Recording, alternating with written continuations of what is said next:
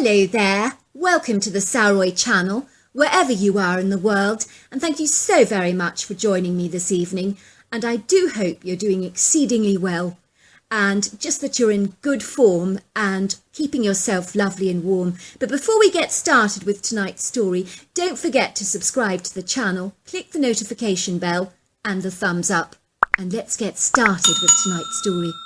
Dear Sarah and all your lovely listeners, my name is Keith and I'm from Pueblo, which is located in the southeastern quadrant of Colorado, which is known as the Plains, because it's beautiful, unblemished grassland prairies. We have blissfully pleasant summer temperatures here that are warm and sunny. Every year, like clockwork, we do tend to get 28 degrees of snow. Our county is blessed with breathtaking, diverse views of red-hued canyons, mesas and rivers, and the expanse of blue and firmament is so impressive for stargazing opportunities, especially at Monument Lake. On the southwestern corner of the county, you will find Greenhorn Mountain, which is the highest summit of the wet mountains in the Rockies, which is in close proximity to the Great Sand Dunes National Park and Bianca Peak.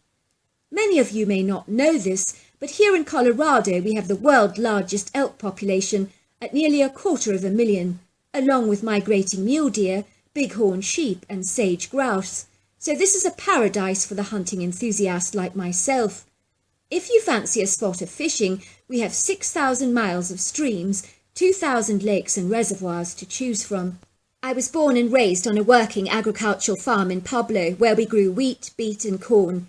Growing up I was an only child, but I moved to a green leafy neighbourhood when I was about 28 years old, as I work in the energy industry as a solo panel installer. I'm married to my beautiful wife Michelle, who's a makeup artist. We now have 3 girls between the ages of 7 and 10, and we live in a large imposing burgundy Victorian stone mansion with a grey slate roof that was recently restored and renovated and features steep gabled roofs, rounded angles, towered torrents and dormers and shapely white bay windows, along with a Victorian porch that's supported by white long decorative columns and overlooks the pristinely manicured front yard and the large shaded road that ambles down our street and is so peaceful and quiet. My strange, peculiar story begins when my childhood friend Wayne and I decided to go on a fishing and camping trip for a couple of days, and it was something I looked forward to, as spending time with my best friend was pivotal to me. I'd always enjoyed his company over the years. Wayne and I had been pretty much inseparable growing up, and he was quite literally the brother I never had and always wanted. There were people in Pueblo who believed we were brothers because we hung around together all the time, and surprisingly enough we both looked alike, as we are 6 foot tall, very slender built with thick black hair and blue eyes. Even today I get people in Pueblo saying to me, "Oh, I saw your brother yesterday."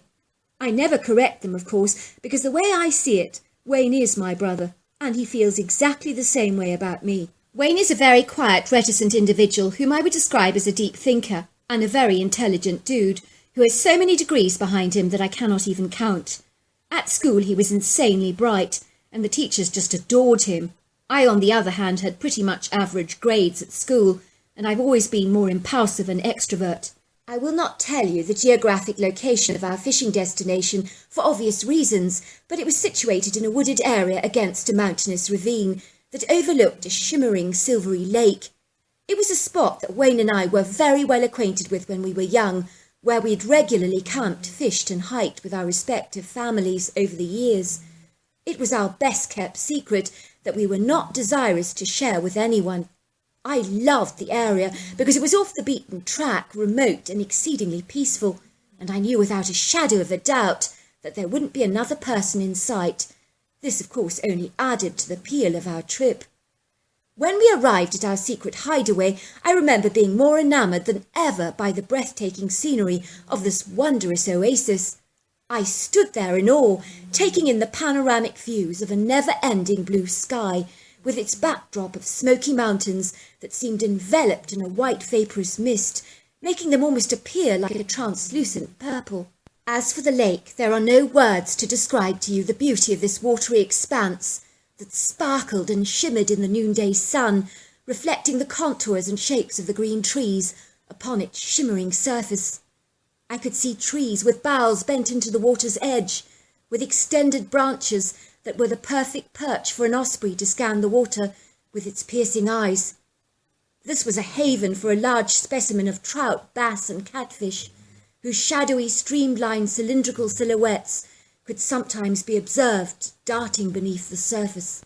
Wayne and I set up our camp in close proximity to a free-floating wooden deck in an open clearing only yards away from the water's edge. It was an exquisite afternoon, and I prepared a fire pit with some large stones that I found, and we drank some cold beers that I was keeping in a large block of ice that I had been assured would not melt for 3 days, if of course I kept it in a cool place. I prepared some delicious tender, juicy and succulent steaks, and a marinated spatchcock chicken, which I served with some delectable salads that Michelle had made for us earlier on in the day. Before long, Wayne and I got caught up in the memories of our childhood, reliving all our adventures as young Colorado boys, from our ATV experiences, mountain biking, hiking and camping. And we talked so much that before long we watched the tangerine golds and oranges of the exquisite sunset powder the valleys in showers of golden yellow light. This ultimately faded away as the dusky charcoal greys of the night sky set in, deepening in intensity. And finally the silvery jewels of the glittering stars and the ivory white moon came out to greet us, like old reassuring friends. It was an exquisitely beautiful night, and we could hear the distant cries and howls of coyotes against the musical orchestra of croaking frogs and singing crickets. "Does this not remind you of the old days?" I reflected. "Oh, but it does," remarked Wayne. "It's funny how much time has passed since then, but it still feels like I'm that 11-year-old boy again on an exciting camping adventure." "Me too," I said. Before long, Wayne and I were tucked up in our sleeping bags as the excitement of the day had exhausted us, and we fell into a deep sleep. I must have been awoken at about 2 o'clock in the morning when I suddenly heard the strangest sound of what I can only describe as a tree limb being pushed down. I could also hear the sounds of the gravel stones on the water's edge crunching beneath heavy feet, almost as if someone was walking outside our camp. But who it was, I could not imagine. I was in that state of sleep and wakefulness where sometimes it's very hard to distinguish between your dream state and reality. I pulled back the opening of the tent and scanned my immediate surroundings, but everything was very, very still and quiet. I returned to my sleeping bag, absolutely certain that I'd been dreaming. The following morning, Wayne and I rose early to find all our firestones layered on top of each other, much like the Leaning Tower of Pisa, and all our beers that were stacked in the block of ice were now lying sprawled all over the ground, but none had been taken nor opened, and our heavy boots that we'd left outside our tent were now found hanging haphazardly on the tree branches, tied up by their laces. It was all rather bewildering and extraordinary. "Did you do this, Wayne?" I asked, looking perturbed. "Why would I do this?" laughed Wayne. "Of course not." "Well, someone did, and if it wasn't you, who was it?" "I've no idea," said Wayne, "but someone must have been here last night." I must admit it was very disconcerting to think that someone had been on our campsite while we were fast asleep. But whom it was I couldn't imagine, and those thoughts were very discomposing for me. I was certain that someone was trying to scare us, as some kind of sick practical kind of joke, and I refused to allow my feathers to be ruffled. I remember on a camp once with the Boy Scouts years ago, one of the boys had scared us senseless by performing similar unnerving stunts.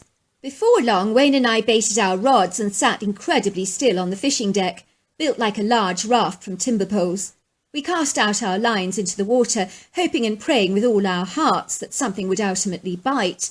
After a while, as no fish had been lured to our bait, I ultimately went to retrieve some cold beers for us that were under the tree submerged in the bucket with the ice pack. But I returned to find that Wayne had seemingly vanished into thin air. Where was he, I wondered, and then I saw him rising to the surface of the water and taking a desperate deep breath, as if he'd been starved of oxygen for a while. What the heck was he doing, I wondered? Why on earth was he in the water wearing all his clothes? I watched as he swam over to the deck, and I pulled him out of the water while he panted hard, trying to catch his breath. I noticed his eyes were as large as saucers, and he looked as white as a sheet, as if he'd had a terrible shock. "What on earth happened to you?" I asked. "You're sopping wet. You're drenched to the skin." Something pushed me into the water and held me down, and whatever it was big. I struggled to escape, but it was holding me down forcefully, and then finally it let me go. I have no idea what it was, but I thought it was going to kill me. I was flummoxed. Who or what could have pushed Wayne into the water like this? Things were getting ever so slightly weird around here. Once again we continued to fish, as pontificating over the if, whats, whys, buts and wherefores that had just transpired seemed utterly pointless. After a while we caught some sizable fish that were so perfect to grill, and I began to prepare the fire pit for us, and once again I sought out some beers for us in the back, while Wayne went into the tent to retrieve a book that he was reading. Imagine my amazement when I discovered the 5 sizable fish that we had caught had all but vanished into thin air and seemingly disappeared. Where had they got to, I wondered in horror. Wayne, I said, someone is here pranking us. Our fish have been stolen from us. What on earth is going on? Said Wayne. This is freaking me out. I think we should move further along the lake and camp somewhere else, I suggested. We can choose a more inconspicuous spot, so we're less discernible, and that's exactly what we did. I was certain that there was an individual hiding out in the woods that was playing nasty tricks on us and was trying to scare us. Some horrible weirdo who got his kicks from scaring people half to death, who had pushed my friend into the water and ducked him under the surface, pretending to drown him, and had also stolen our fish. We found a great camping spot that was next to a mountainous ridge in an open clearing on the side of the woods, but overlooking an area of lake. It really was very attractive and exquisite, so Wayne and I weren't disappointed. We began to fish again and succeeded in catching a couple of very large bass, which we ultimately grilled on an open fire pit as we welcomed in another night. The bass was really delicious, flaky and fresh, and melted in the mouth like butter. Once again Wayne and I spent the night talking about our lives, as we watched the flames of the fire crackling in yellow and orange hues, in a kind of hypnotic-like trance effect it has on you. All of a sudden our attention was drawn to a loud grunting and whooping sound across the valley that was vocally very high-pitched. "What the heck is that?" asked Wayne. "If I didn't know any better, I'd say those sounds remind me of apes like the ones I heard in Rwanda all those years ago," he said. "But that's impossible," I said. "There are no apes in America." Once again we were rather perturbed, but we retired to bed early, only to awaken to the sounds of tree limbs being broken and hefty snorts and breathing that seemed rather too close to our tent. "Something is out there," I said, shaking Wayne. "I'm going to check it out. You stay there. I'll be back in a jiffy." I gathered my rifle and proceeded to venture out of the tent very cautiously.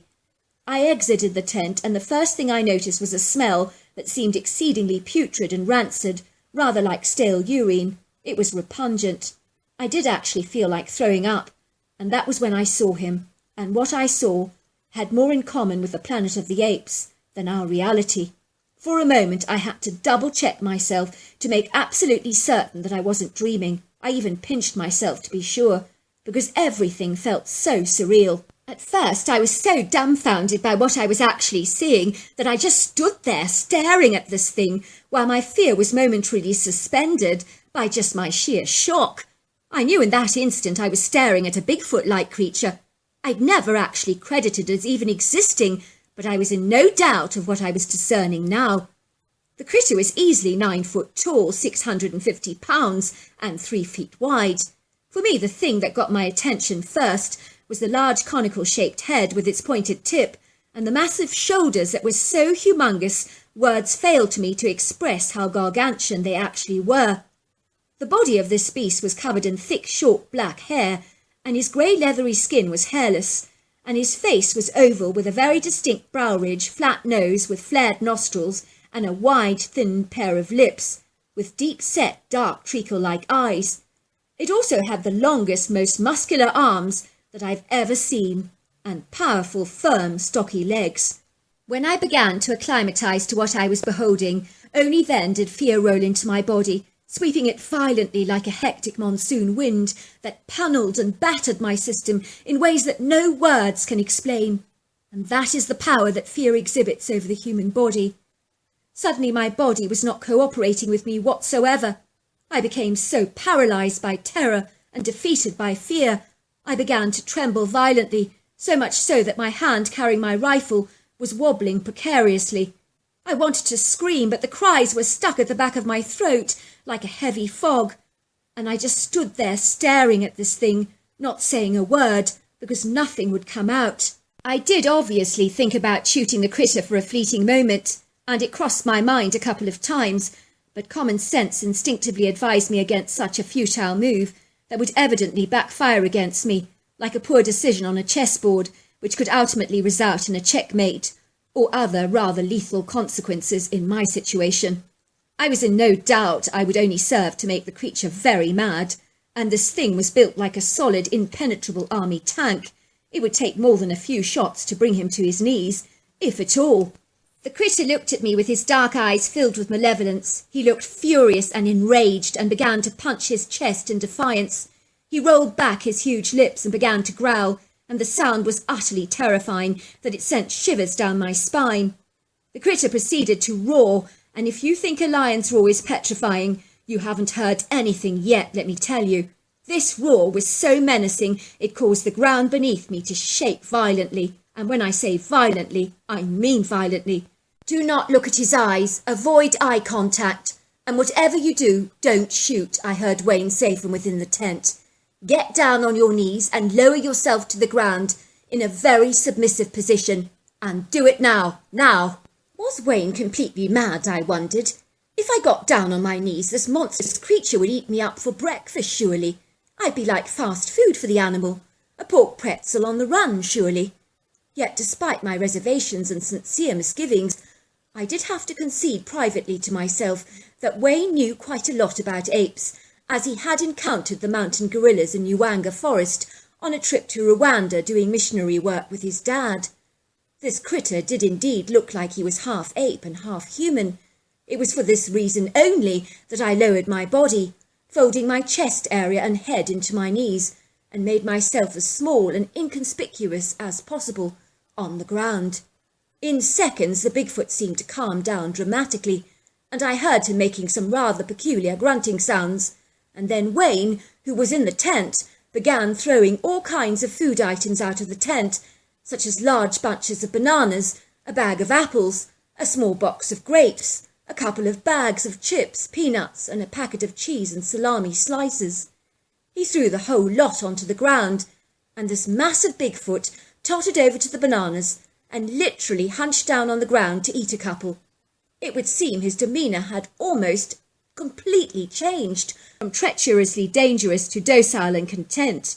It had lost interest in us completely, as his focus was on the food, and he walked away around the clearing, picking up all the food items and examining them closely. He looked very excited about the mysterious packages on the ground that he retrieved, and was so absorbed in them he barely noticed us at all. Wayne and I sprinted away from the clearing until we reached the car, leaving everything behind us apart from our rifles, of course. We dived into the car, revved up the engine, and accelerated towards the highway as fast as we could, and then began to drive home, with neither of us saying a single word the entire way. I did stop at a diner, and then we both stuffed our faces with waffles, maple syrup, and vanilla ice cream, still not saying a single word to each other, but the sugar did a wonderful job in calming down our nerves considerably, and boy did we need it. I've never been one for sugar, nor have I ever had a sweet tooth before, but after a shock, all I could think about was indulging in something sweet and sickly. When I did return home, I went straight to bed without saying a single word to my wife, and I barely spoke to her for a couple of days. It was clear to her that something was grievously wrong, and something bad had happened on our trip, but I wasn't talking. "Babe," she begged, "please tell me what the heck is going on. You're as white as a sheet and haven't spoken for days.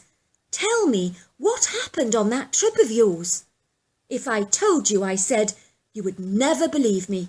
A week or so later, Wayne and I met up for lunch, and I told him I was absolutely certain that he must have saved my life that day by getting me to bend down on my knees in a submissive, subservient position, which was the hardest thing that I've ever had to do in my entire life.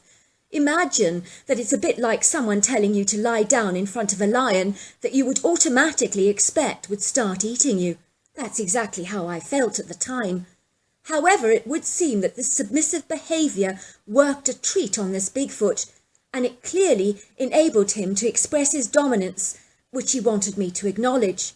He wanted me to know that he was superior over us, and once I respected it, he seemed appeased. Looking back, I really firmly believe that it was a Bigfoot that tried to drown poor Wayne under the water, although why he let him go I will never know. It was also the Bigfoot that stole our fish, mounted the stones around our fire pit in a very peculiar way, and tied our shoes to the tree, as well as scattering our beers around the campsite. I just know a lot about mountain apes and how they behave, Wayne told me, and so I wanted you to surrender to his dominance by lowering your body as a sign of respect, which of course is the best kind of action you could possibly take, especially when you are being challenged, although sometimes acting tough and screaming at the top of your voice can work a treat too, but I wouldn't recommend that course of action. And as for the food items that I threw out of the tent for you, they were designed to distract the creature, to take his attention off you, because all primates are exceedingly food-minded. Just think about how monkeys are so quick to snap up food items from tourists. It's the same thing with apes. Food is a very powerful tool of manipulation. Using the power of distraction to lure them away by shooting them would be a death wish, because you're literally challenging them. It's like you're saying, let's fight, and believe me, they'll take you on, and no prizes for guessing who'll win the battle. You won't, that's for sure. I do not care if you have a weapon, and a very powerful one at that.